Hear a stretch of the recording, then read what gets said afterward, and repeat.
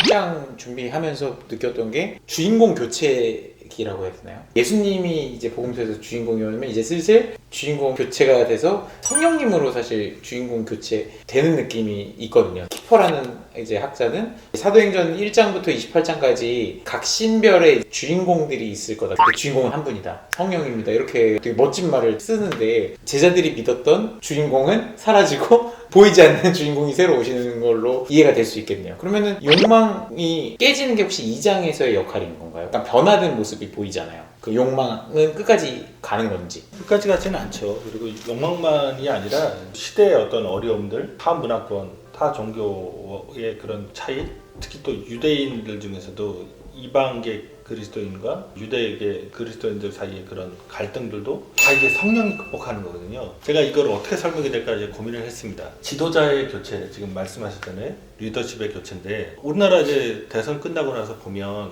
그 이전 지도력과 이후 지도력이 추구하는 게 달라요. 홈선이 빚어집니다. 이렇게 되면 기존의 정책들이 다 와야 될 수도 있고 혹은 뭐 잘못된 것이 바로잡아질 수도 있다. 뭐 어떻게 이해하시든 간에 언밸런스가 됩니다. 그 지도자 간의 이 연계성이 그 조직을 어떤 방향으로 이끌어가는지를 결정합니다. 실은 특히 더 중요한 건 후임 지도자예요. 후임 지도자가 누구냐에 따라서 전 지도자는 다 끝났고 후임이 어떻게 하냐에 따라서 이제 세상이 또 달라지는 거죠. 그러니까 교회 예수 그리스도의 사역을 이 예수 운동을 하나님 나라의 이 운동을 누가 이어받을 것이냐. 사도행전이 얘기한 건 사람이 아닌 겁니다. 여전히 제자들은 오해 속에 있어요. 실수를 해요. 베드로도 그렇고 모든 사람. 심지어 베드로는 예수님 부인했던 사람이니까. 그렇죠. 그런 리더십으로는 안 되는 겁니다.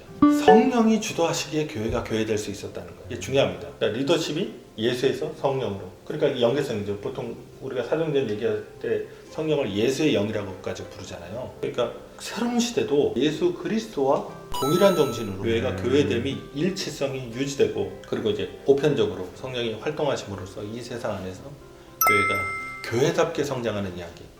그게 이제 사도행전의 이야기죠. 시작의 의의는 예수가 승천하셔서 현재는 이 세상에 없으시지만 예수 정신은 갖고 간다. 그걸 근데 그대로 구현할 수 있는 건 인간이 아니라 성령이다. 그때 그렇게 새로운 주인공이라고 했으면 성령께서 변화된 사도들, 사람들을 사용해서 무언가를 하신다는 사실도 충분히 이제 고려는 돼야 될 것 같아요. 사도행전에서 제가 갖고 있는 몇 가지 인상적인 장면 중에 하나가 사내들인 근처에서 모닥불에다가 사람들이 자기 알아보니까 3번이나 부인했던 주님을 부인했던 베드로가 사도행전 이제 2장에서 성령 받고 초반에만 봐도 사내들인 앞에 나가서 담대하게 증거를 한단 말이죠. 그리고 사람들이 저 무식한 사람이 이야기하는 모습을 보고 놀란다는 표현이 예수에 대해서 사람들이 느꼈던 그 놀라운 표현을 베드로도 이제 받고 있게 되는 셈이죠. 그러면 그 두 대비가 저는 되게 강렬하게 다가오는데 물론 이제 성령을 받았기 때문에 그러한 대비가 가능할 수 있었겠지만 결국 또 성령께서 사용하시는 인간이라는 도구의 중요성 그것도 같이 가야 하지 않을까라는 생각을 듭니다.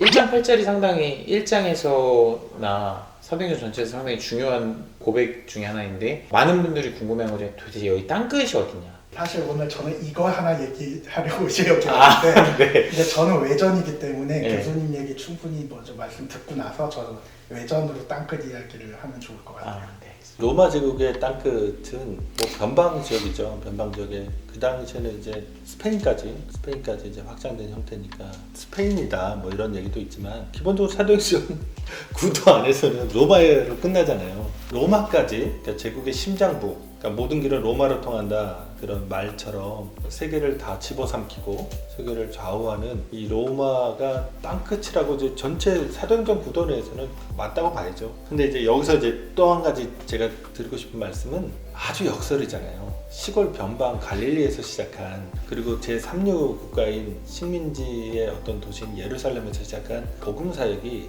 세계 대제국인 로마를 땅끝으로 묘사했다는 게 아주 역설이죠. 일단 로마라고 저는 생각합니다. 어쩌면 뭐 세계 정치, 경제, 문화, 군사, 뭐 외교, 교육 이런 것들을 다 관장하는 센터잖아요. 거기가 중앙이란 말이에요. 우리가 뭐 보통 중국이라는 용어, 그렇죠? 중국이 제일 가운데는 아닐 건데 중국이잖아요. 인도상으로 봐도 그렇고 어디를 봐서 중국이 가운데일까? 그런데 자기들은 그 어떤 권력, 이데올로기, 인식 이런 거에서 가운데다 이렇게 느끼는 건데 로마가 그런 걸 갖고 있는 거거든요. 모든 길은 로마로 통한다. 그럼 거기가 센터죠. 그런데 거기가 마치 땅끝이면 변방이잖아요.